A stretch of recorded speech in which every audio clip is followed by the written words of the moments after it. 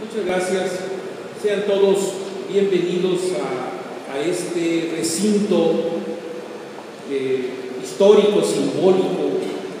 del Senado de la República. Y quiero agradecer muy especialmente a nuestro amigo y compañero, el senador Carlos Sotelo, por haber generado la idea de este foro, de esta mesa de análisis y reflexión sobre el tema del Internet como derecho fundamental y el acceso a la banda ancha. Cuando nos lo comentó al senador Antonio Mejía y a su servidor, por supuesto que lo tomamos como un elemento fundamental en el avance de la discusión sobre el Internet, pero sobre todo del acceso del Internet a la población en México. Quiero decirles que, como nuestro estimado amigo Carlos Casasus, quien dirige al CUDI e instituciones como la Universidad de Guadalajara, quien ahora está representada por don Armando Zacarías Castillo, que es el rector del Centro Universitario de los Lagos, ¿se llama? De los Lagos de la Universidad de Guadalajara. Universidades como Guadalajara, Colima, la propia UNAM, yo estaba en Nayarit, desde entonces pendientes de lo que significaba la aparición de un nuevo instrumento de comunicación en nuestro país, como había aparecido en otros lugares del mundo. Quizá a finales de los 80, principios de los 90, el Internet o la Internet, alguien me decía, no es Internet, es la Internet. Bueno, respeto, más bien diría Internet para ser un poco neutral. Significó a muchos universitarios la llegada de un punto de esperanza académica. Quienes en las universidades mexicanas comenzamos a usar el Internet y comenzamos a dar disponibilidad a las comunidades universitarias, lo entendíamos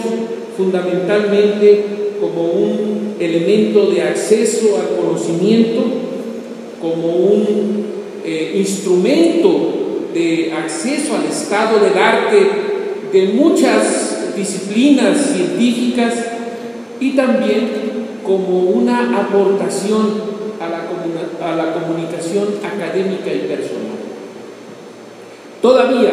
a principios de los años 90, el Internet era visto en muchas universidades del mundo como un elemento de comunicación académica y de exclusivo acceso al personal de investigación y de docentes en las universidades. No había en aquel entonces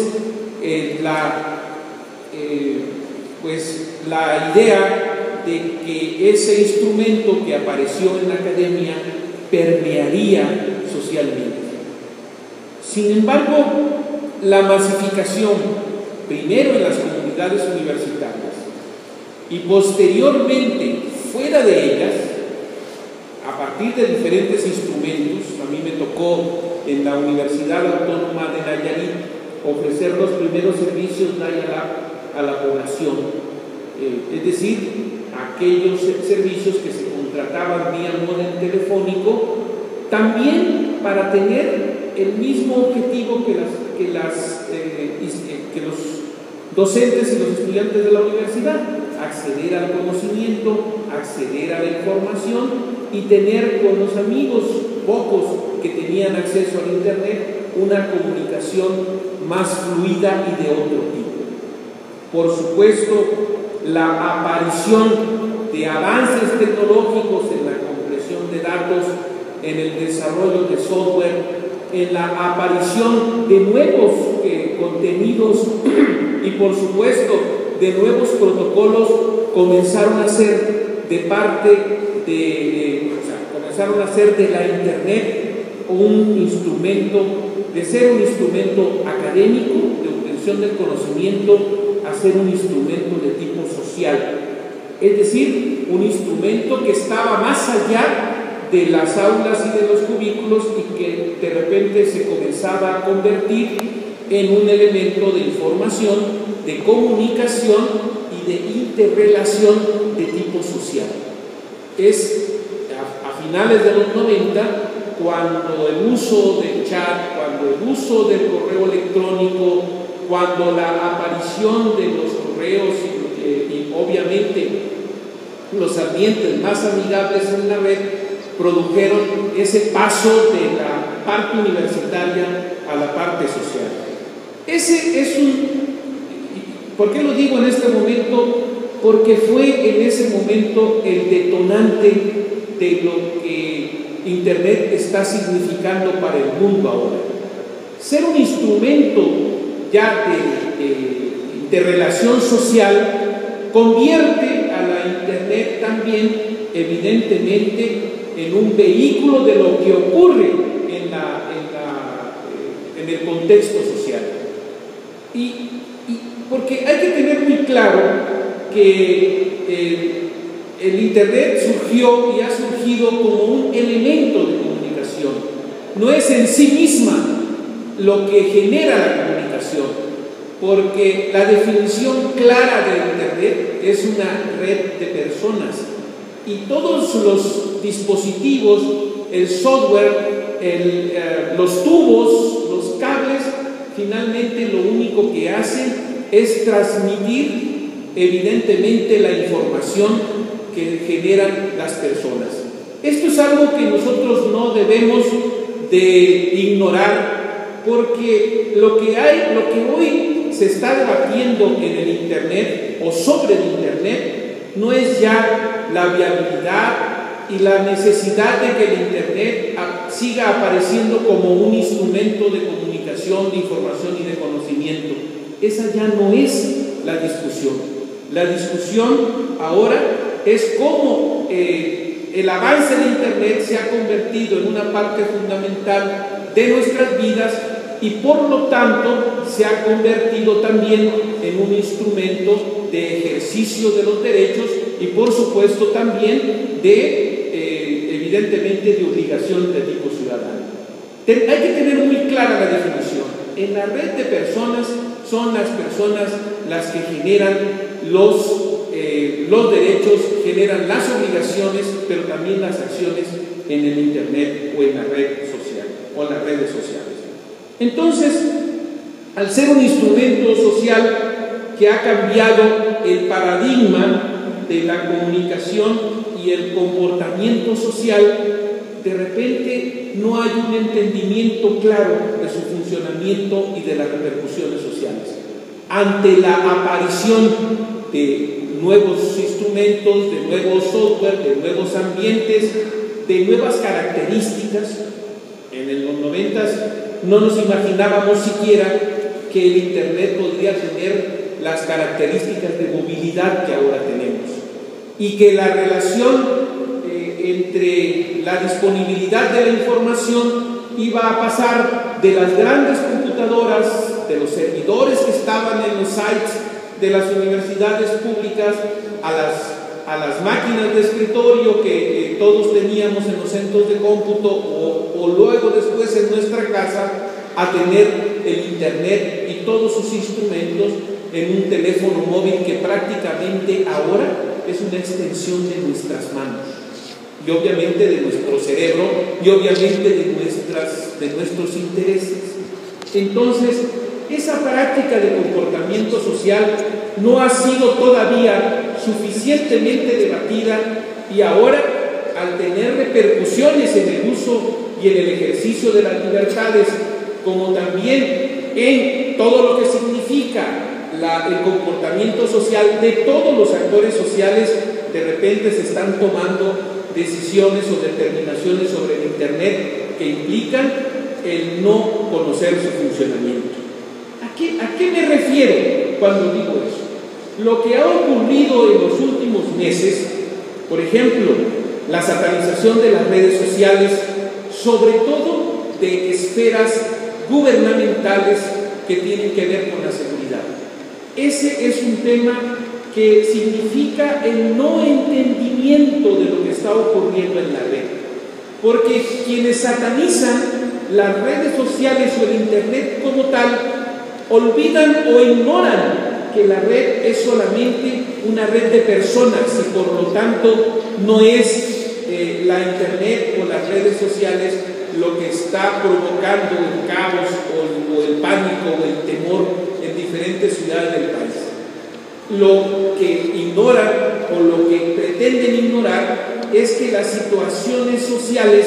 e incluso las situaciones personales se están expresando ahora de manera pública en ese instrumento social, porque tiene la ventaja o desventaja de que ahora todo lo que ahí se publica es evidentemente público y pueden todos tener acceso a él. Entonces, ese es un tema que sí debemos debatir. ¿Qué es y qué debe ser el término de Internet, el acceso a Internet y la neutralidad del Internet para poder entender que es una red de personas? Eso es uno de los primeros elementos que nosotros debemos de asumir. Hay que tener en cuenta entonces que ahora la discusión ya no es de que el Internet nos permite tener mejor conocimiento, mayor comunicación, acceso a las disciplinas científicas, sino que implica ya algo mucho más integral en términos de comportamiento social. Por lo tanto, también el tema de los ciberdelitos, el tema de la aparición del ciberbullying o del sexting, que era una práctica desconocida hasta el momento de ya verla en Internet, o la llegada de lo que ocurre en la estructura social, pero que ahora está expresada en Internet, de páginas de grupos terroristas o de blog del narco o de cualquier otro tipo de expresiones que no necesariamente le gustan a toda la gente y por supuesto no es o no son algo aceptable en términos sociales. Entonces hay que tener, para poder entender qué hacer en el futuro con el Internet, que ya está formando parte del comportamiento social de toda nuestra población, hay que entender también cuál es su verdadera naturaleza. Y hay que entender también de lo que se pretende regular no debe ser el Internet o las redes sociales. Lo que se debe regular, por supuesto, son las conductas humanas, que es lo único que se está expresando en las redes como la red de Internet. Entonces, es fundamental tener muy claro esos dos sentidos. La Internet como red, como vehículo, como instrumento, es evidentemente algo que es prácticamente inevitable tenerlo ya. Es solamente un asunto que tiene que ver con políticas públicas, que tiene que ver con disponibilidad de recursos y obviamente y evidentemente de organización de los actores que nos permita que el Internet sea un derecho fundamental de todos. Es decir, no necesariamente sea una mercancía o un servicio a ofrecer, sino a partir de su esencia sea un derecho fundamental de todos. Y otra línea debe ser cuáles son y deben ser las pautas del comportamiento de la conducta de los usuarios, independientemente de lo que signifique su actuación en Internet. Yo siempre comenté y siempre hemos comentado con los compañeros que son especialistas en el uso de las redes, que lo único que estamos viviendo es el cambio de época, que significa también los cambios de riesgos que todos corremos al aparecer no solamente nuevas ventajas, sino también nuevos riesgos. Hace días, en una mesa sobre la pederastía en Internet o los peligros para niños y jóvenes en Internet, alguien comentaba que en las sociedades rurales los padres